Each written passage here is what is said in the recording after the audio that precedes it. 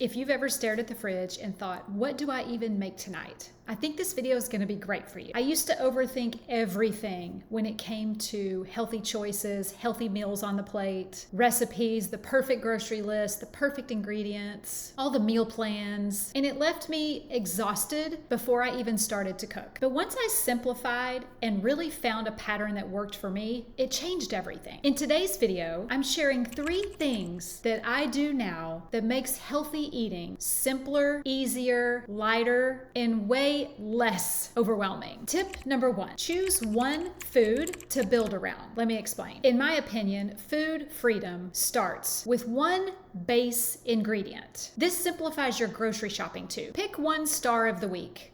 For example, sweet potatoes, chicken thighs, quinoa, lentils. You pick the ingredient for the week. Another one that works really well, avocados, bell peppers. For this example, in this very first tip, I'm gonna use avocados as an example. So let's say I buy 4 or 5 avocados when I'm doing my grocery shopping. Here's just a few things that I'll use with the avocado to feature it in all of my recipes.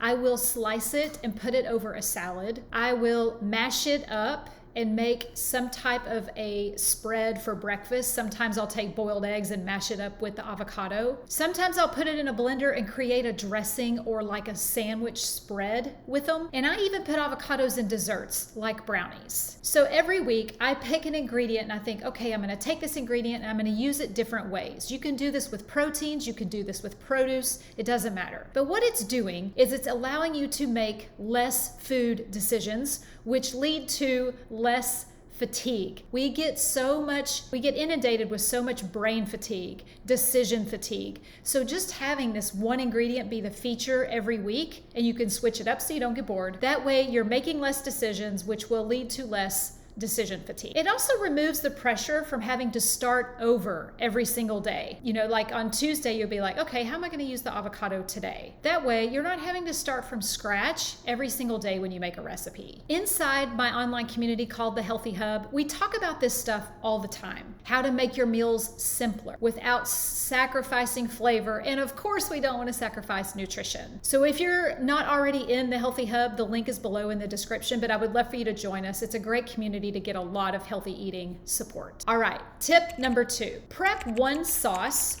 or dressing every single week. And then every week, change up the flavors so you don't get bored. Let me dig a little deeper. Every week I make a different sauce, which then can also be a marinade and a dressing. So for example, I might do a creamy sauce using yogurt. I can use that as a dressing on a salad. I can thin it out and make it a beautiful chicken marinade, or I can thicken it up by adding more like yogurt to it and make a spread for a sandwich. So when I have every week, I'll give you another example. Sometimes I do this beautiful creamy avocado dressing, but what I'll do is I'll put it in the blender and make it thick because avocados are pretty creamy and thick. I'll start out thick, I'll put all the spices in there, cilantro, spices, a little bit of apple cider vinegar or lemon juice. And then what we do is I'll put that thick one aside and then I'll continue it in the blender, thin it out, and make a dressing. So that way I can have a dressing for a salad, I can have a marinade for my favorite protein, and it's kind of like a flavor theme of the week. So my taste buds don't get bored, but I'm not making 4 recipes with 4 different flavors. To me, it's an easier way to have a plan without having a strict meal plan. Number 3 tip is going to be make a meal on repeat that you really love. Repetition creates momentum, not boredom. Now, we don't want to just eat a piece of grilled chicken and steamed veggies 5 days a week. That is boring. That makes you want to crave fast food, right?